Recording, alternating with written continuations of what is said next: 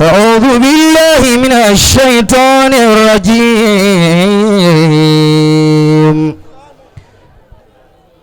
بسم الله الرحمن الرحيم. ولقد آتينا داود وسليمان علما وقال الحمد لله الذي فضلنا على كثير من عباده المؤمنين. صدق الله العظيم. أعوذ بالله من الشيطان الرجيم. بسم الله الرحمن الرحيم. اللهم صل على سيدنا محمد الله عليه وسلم وعلى آله وأصحابه وسلم. آمين. الحمد لله الحمد لله الحمد لله رب العالمين. الحمد لله.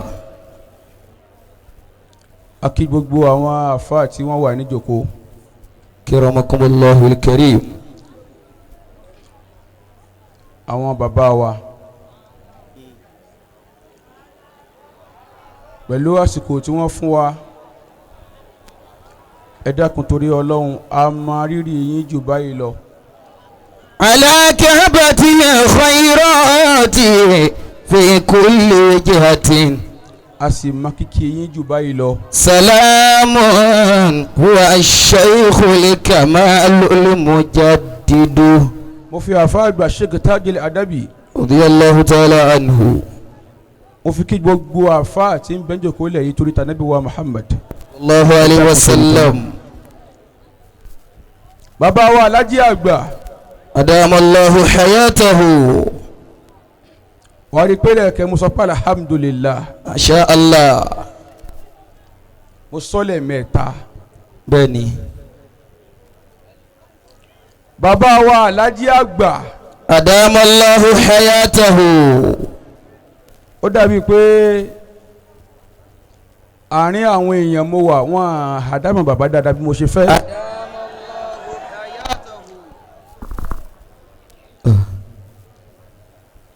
man khadama hudima.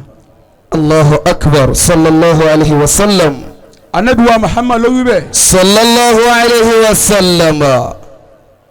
gbogbo ẹni tí ó bá ṣiṣẹ́ sí ìyàn, ayé ó sìn òun náà. الله. bàbá wa Sheikh Abdul Ghaffar أدام الله حياتكم. Rawdatul Habrar, بارودو. ẹ jẹ́ á wo ìjókòólẹ̀ yìí لا إله إلا الله. bí ìjókòó yìí ṣe pọ̀ tó. أكرمكم الله الكريم. ó yẹ ká challenge ara wa. ìbéèrè kan bẹ tá yóò bí ọ léèrè kan tó bí ọ bíra rẹ. أعزكم الله. ayé á bí ẹ pé níbo ló ń lọ, níbo ló ti ń bọ̀ wá. لا إله bí إلا ẹ ní الله. béèrè yẹn jókòó wá bí rẹ pé níbo ni mo ti ń bọ̀, níbo ni mo ń lọ. الله. torí gbogbo ẹni tí ó bá ti níbi tó ti ń bọ̀ wá kò lè níbi tí ń lọ.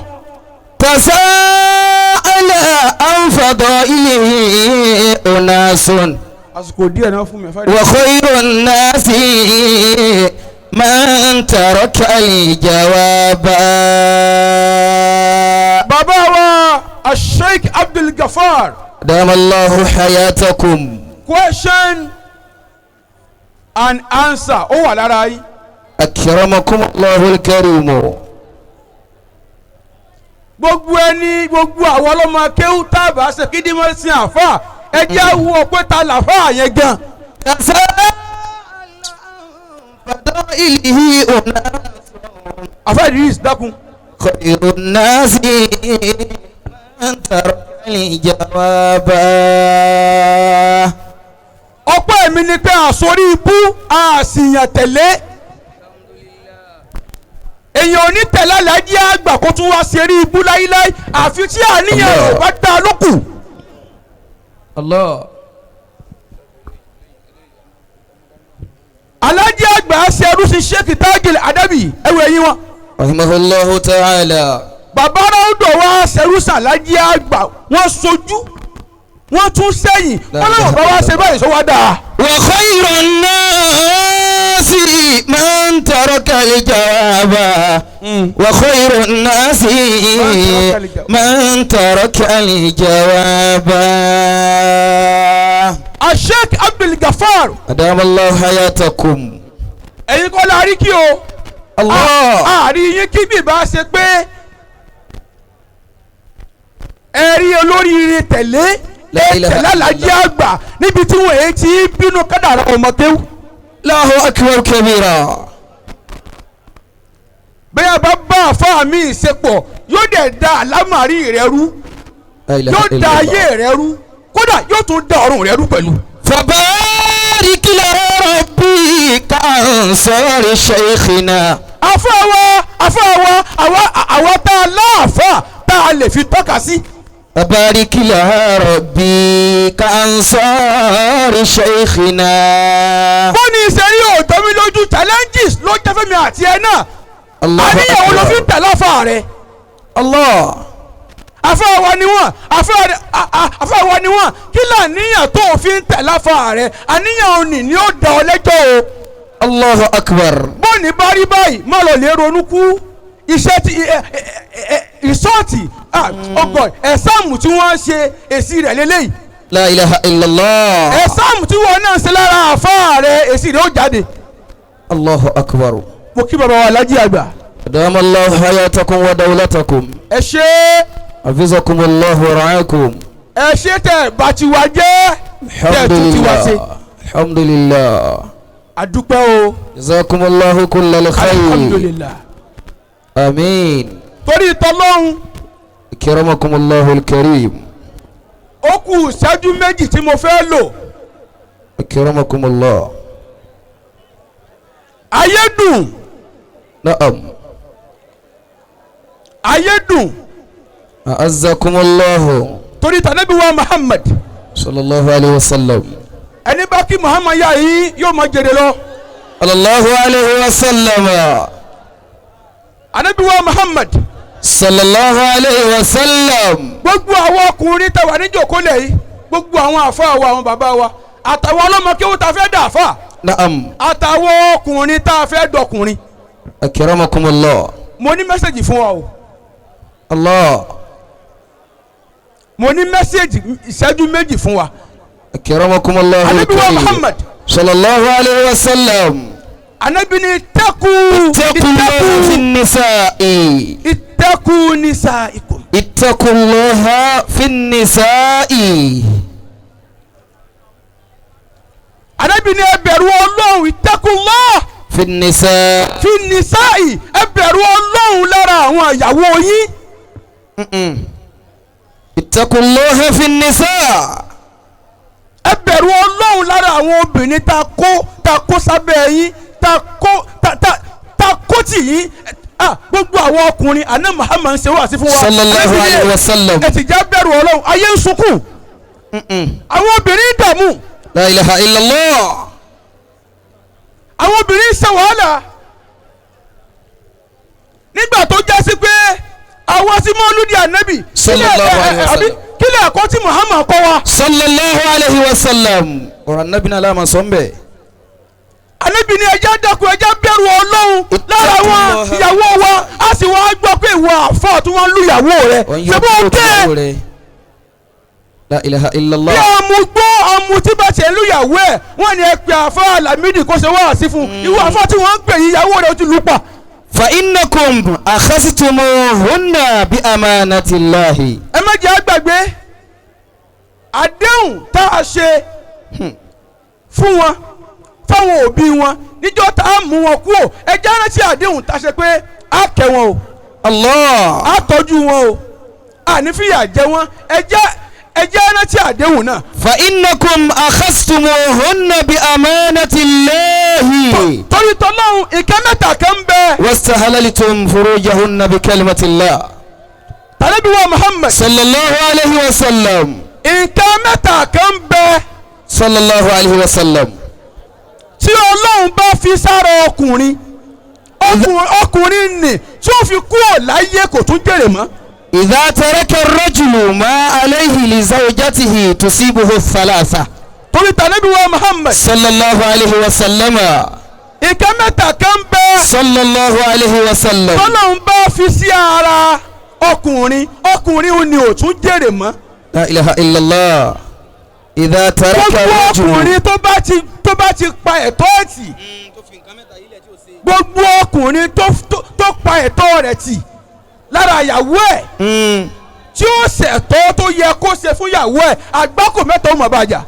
أولا قلة الرزق. ìjẹ́ ẹ̀mú rẹ̀ ó kéré àti jẹ àti mú di fún. La ilaha illallah. yóò dààmú kó tó jẹ yóò dààmú kó tó mu. gbogbo ọkùnrin tí bá ń kó ìnira báyàwó ẹ̀ naam. ثانيا ẹlẹ́kẹ̀ẹ́jì ń bẹ̀. وفراق الأمن. wọ́n fi rọ́ọ̀kùn amni ọlọ́run ó yọ ìfọ̀kànbalẹ̀ kúrò nínú ayé ẹ̀. لا إله إلا الله. kò ní nífọ̀kànbalẹ̀ mọ́ gbogbo ọkùnrin tó bá kó àìrójú àìráyè báyàwó ẹ̀ ọkàn rẹ̀ ò ní balẹ̀. La ilaha yóò dààmú illallah. láàárọ̀ àfààní yóò dààmú lọ́sàn-án kódà yóò tún dààmú lálẹ́. ثالثا ẹlẹ́kẹta واجتناب العز. wọ́n ti nà á bulẹ̀ ẹ̀zì iyì ó jìnnà sí àbùkù ọmọ kan. لا إله إلا الله. gbogbo dé. gbogbo ààyè tó bá dé yóò mọ kàbùkù. ẹ dákun torí صلى Ọlọ́run الله ẹ عليه dákun. وسلم. ẹ jẹ́ هن sẹ́nu wọn. النساء àwọn obìnrin ẹ̀jẹ̀ rántí خلقنا كلهن لنا. ẹ̀jẹ̀ rántí pé alóbìnrin lọ́mọ anílábúrò ẹ̀jẹ̀ sànú àwọn ọmọbìnrin. نار لنار. iná ni àbí هن النساء خلقنا كلهن لنا. ẹ̀yà àwọn obìnrin tá a rí ni Ọlọ́run dá wọn torí tiwa ni. كلهن لنا. àwọn Ọlọ́run yọ̀ǹda wọn fún. نار لنار.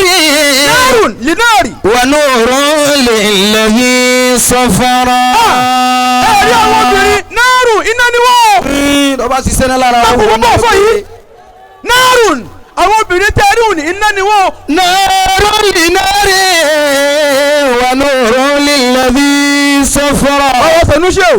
نار لنار ونور للذي صفر. nárùn línàárì gbogbo obìnrin tẹ́ rí òní iná ni wọ́n o. ìwọ tó o bá ṣiṣẹ́ iná sọ́dọ̀ wọn iná yóò ju ọ̀tọ̀run ó ju ọ. La ilaha wọ́n illallah. nárùn ìmọ́lẹ̀ ni wọ́n o. للذي صفر. gbogbo òwò tó o bá ṣe dáadáa pẹ̀lú wọn ìmọ́lẹ̀ Ọlọ́run mọ̀ wá lára rẹ láyé níyà yìí lálẹ́ kìyàmọ̀ wasalaamu alaykum wa rahmatulahi wa barakatu. Allahu akbar.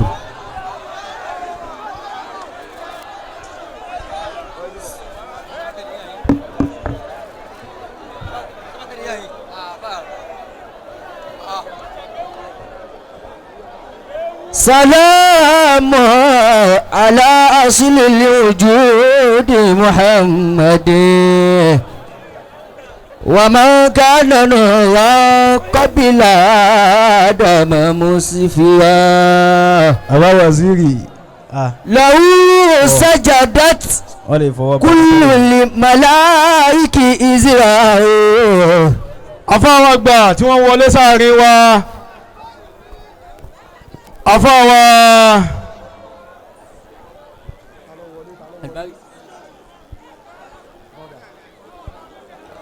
afáwọn àgbà Albarisi Al-Sheikh في قلب صلاتي Abdulrahim abi Albarisi البارسي. ṣé Mustapha ẹ dákun ẹ jẹ́ máa wo bàbá ẹ dákun torí Ọlọ́run ẹ jẹ́ máa rí bàbá Albarisi البارسي